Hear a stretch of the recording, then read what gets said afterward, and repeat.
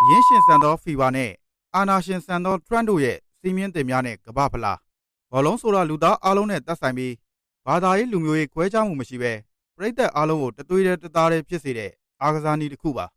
ါဒါပေမဲ့အခုလက်ရှိအမေရိကန်မှာကျင်းပနေတဲ့2026ကမ္ဘာဖလားကတော့ဘောလုံးကစားနည်းရဲ့အနှစ်သာရတွေပျောက်ဆုံးပြီးနိုင်ငံရေးနဲ့ဒနာငွေကြေးအောက်မှာလုံးဝနစ်မြုပ်လို့သွားခဲ့ပါပြီကွင်းထဲကဗလာဖြစ်နေတဲ့ခုံလွတ်တွေစိတ်သုံးနေတဲ့ပရိသတ်အားပေးတဲ့တွေရဲ့အဓိကတရားခံနှစ်ဦးကတော့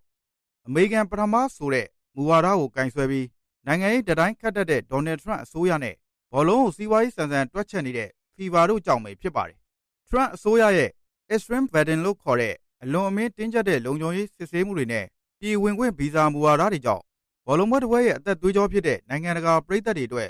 အကြီးအကျယ်အခက်တွေ့ခဲ့ရပါတယ်။ကမ္ဘာဖလားဝင်ခွင့်ရတဲ့နိုင်ငံတွေရဲ့၄ပုံတစ်ပုံဟာပြည်ဝင်ခွင့်ဗီဇာပြဿနာနဲ့ရင်ဆိုင်နေရပါတယ်။အီရတ်နဲ့စီနီဂေါလိုနိုင်ငံကပရိသတ်တွေဟာလက်မှတ်ဝယ်ပြီးသားဖြစ်နေပေမဲ့ဗီဇာညှင်းပယ်ခံရတာကြောင့်ဒေါ်လာထောင်ချီဆုံးရှုံးခဲ့ရပါတယ်။အမေရိကန်ကပြည်ဝင်ခွင့်ပိတ်ထားတဲ့အီရန်၊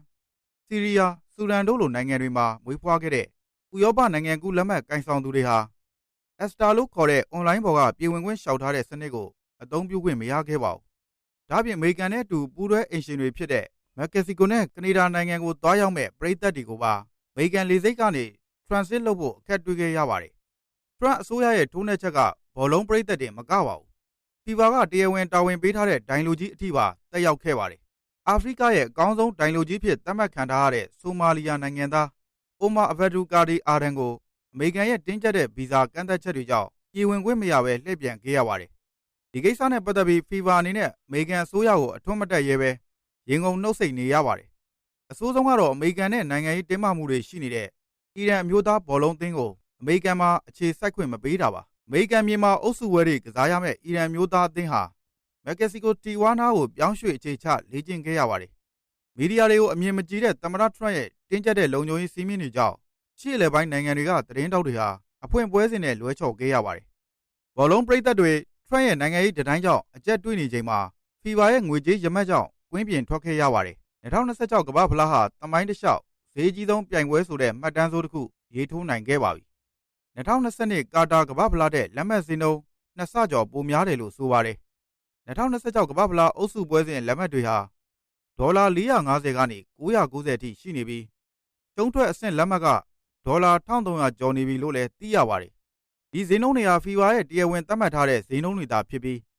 းလက်မှတ်ရဖို့အလွန်ခက်ပါတယ်။မှောင်ခိုဈေးကွက်မှာလက်ရှိဈေးနှုန်းတွေထက်အဆမတန်ဈေးကြီးနေပါတယ်။လက်မှတ်ဈေးကြီးလို့ကွင်းထဲမှာပရိသတ်မရှိပဲထိုင်ကုန်လွတ်တွေထောင်ချီနေပေမဲ့ဖီဗာကတော့ခက်တီတီနဲ့ကွင်းပြေနီးပါးလာရောက်အားပေးတယ်ဆိုပြီးသတင်းမှားတွေထုတ်ပြန်ပါသေးတယ်။အဆိုးရွားဆုံးကတော့ hydration break လို့ခေါ်တဲ့ပွဲချိန်တွင်းမှာအပူဒဏ်သက်သာအောင်ရေတောက်ချိန်ပေးတဲ့10မိနစ်အတွင်းမှာကွင်းတွင်းမှာရော TV တွေမှာပါအပြိုင်ဆိုင်ကြော်ညာတွေထည့်သွင်းကြတာပါပဲ။ဒါဟာဘောလုံးပွဲတစ်ပွဲရဲ့ပြင်းထန်တဲ့အချိန်ကိုထိခိုက်စေနိုင်တယ်လို့ဘောလုံးလောကမှာနာမည်ကြီးတချို့ကထုတ်ဖော်ဝေဖန်ကြပါတယ်။2026ကမ္ဘာဖလားဟာအကြမ်းဖျင်းအားဖြင့်နိုင်ငံရေးနဲ့စီးပွားရေးဆန်တယ်လို့သတ်မှတ်လို့ရပေမဲ့ဘောလုံးစီးမြင့်စည်းကမ်းပိုင်းမှာတော့ကစားသမားတွေအတွက်အကာအကွယ်ပိုပေးလာတယ်လို့ဆိုရပါမယ်။ကစားသမားတွေရဲ့ဘေးကင်းရေးအတွက်ဥကောင်းထိခိုက်မှုဖြစ်လာရင်သတ်မှတ်ထားတဲ့လူစားလဲခွင့်9ဦးအပြင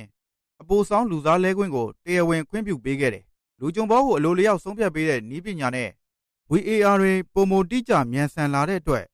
ပွဲရင်နာရတဲ့ချိန်တိတိတသာရောကျသွားတယ်။ကောင်းမွန်တဲ့စီးမြင့်သစ်တွေနည်းပညာသစ်တွေတိုးတက်မှုတွေရှိလာတာမှန်ပေမဲ့ဒီအရာတွေကထရန့်ရဲ့အာဏာရှင်ဆန်တဲ့နိုင်ငံရေးတတိုင်းတွေနဲ့အရင်းရှင်ဆန်တဲ့ဖီဗာရဲ့ငွေကြေးလောဘတွေကိုဖုံးကွယ်ထားနိုင်ခြင်းမရှိပါဘူး။အာဏာရှင်နဲ့အရင်းရှင်နှစ်ခုပေါင်းဆက်သွားတဲ့အခါမှာတော့